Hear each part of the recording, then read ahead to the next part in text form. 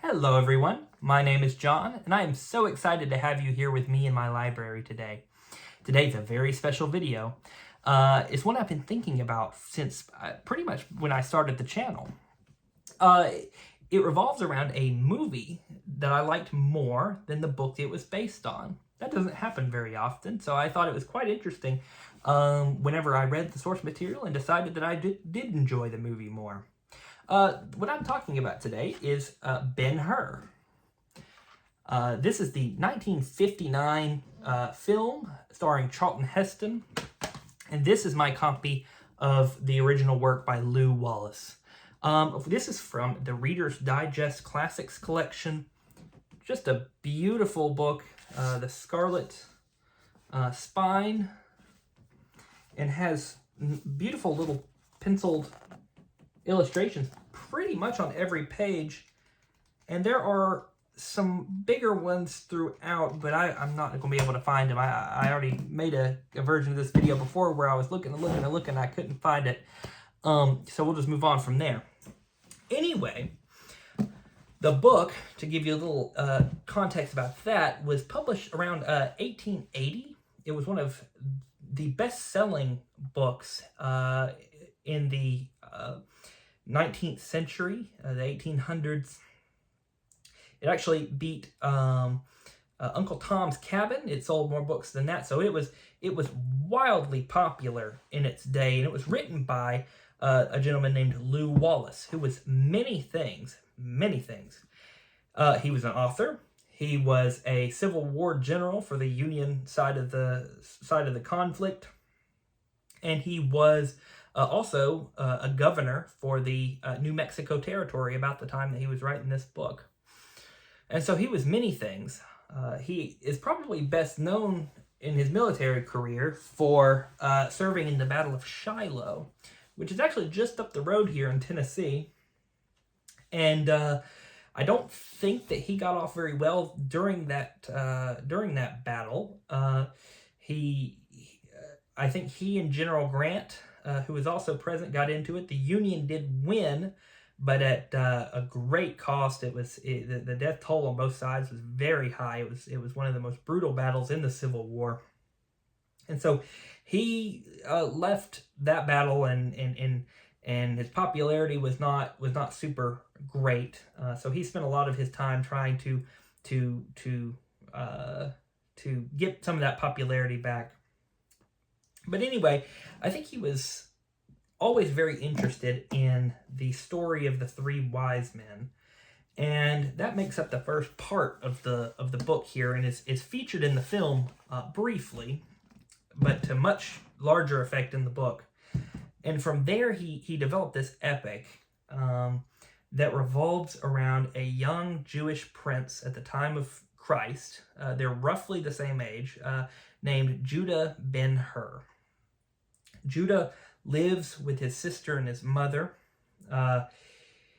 He accidentally, there's a bit of a difference between the movie and the book, but in both, he accidentally injures the Roman governor who is riding through the town of Jerusalem by accidentally dropping a roof tile on him, and is arrested by the Romans.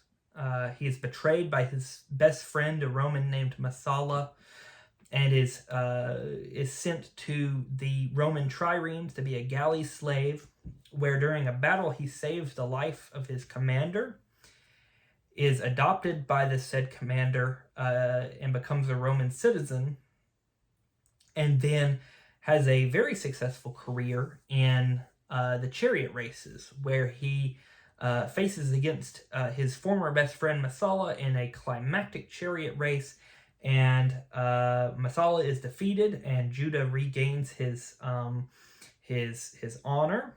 However, upon trying to return home, he realizes that his sister and mother have contracted leprosy, and they have been sent to a leper's camp.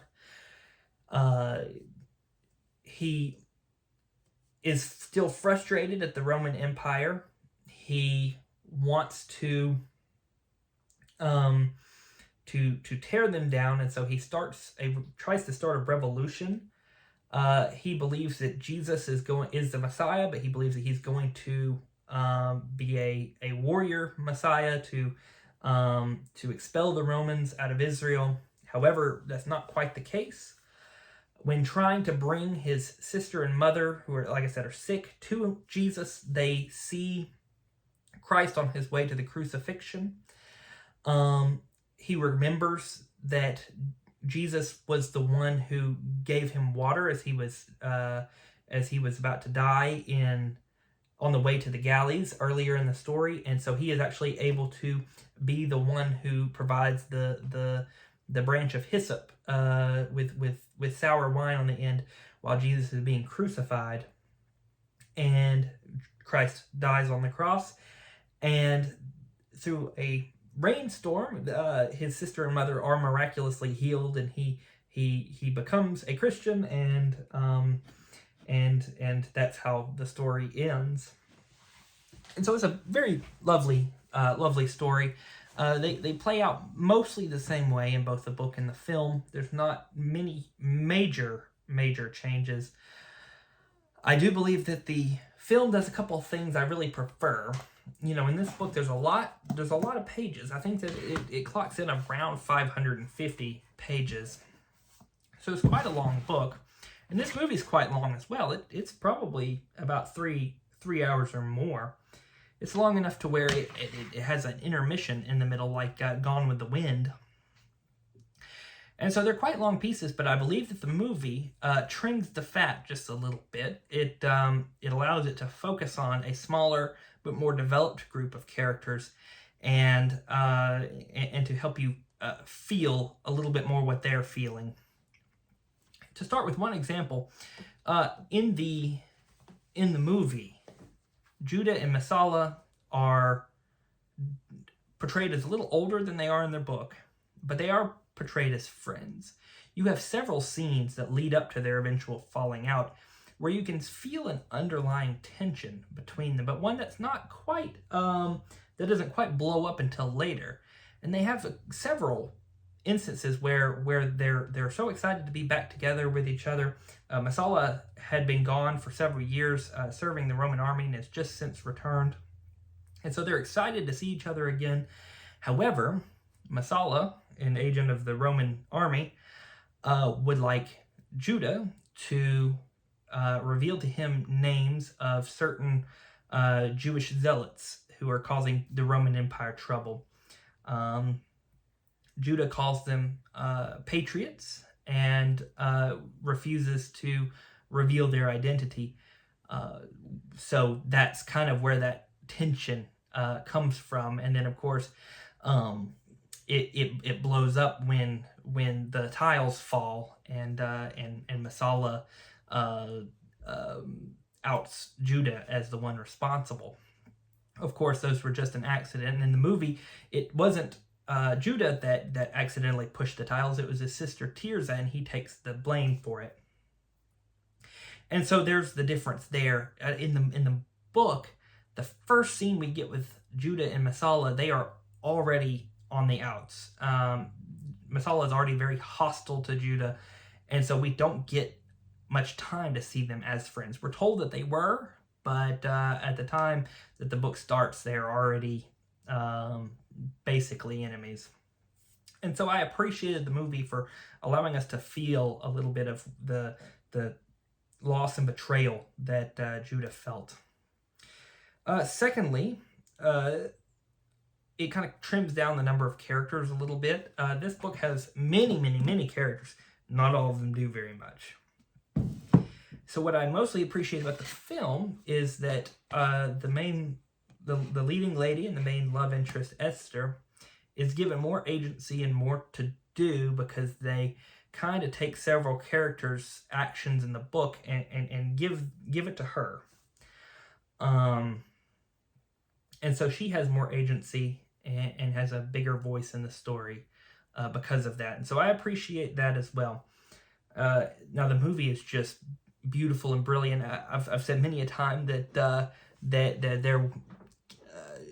there will never be and can't ever be and shouldn't ever be anything else like it in the world. Because back in the day, there's no CGI, there's nothing that they can do to kind of doctor up the big sweeping set pieces. And so when you have the chariot race scene, these are this is real. Charlton Heston is learning how to ride horses like this.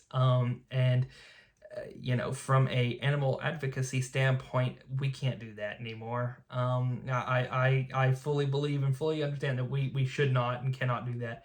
However, in the 1950s, they did. And the movie that came of that was a masterpiece. However, I do not condone the treatment of animals on the set or anything of that nature.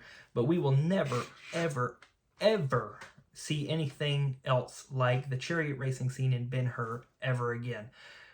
But if you've never seen it before, it is truly amazing. It is exciting.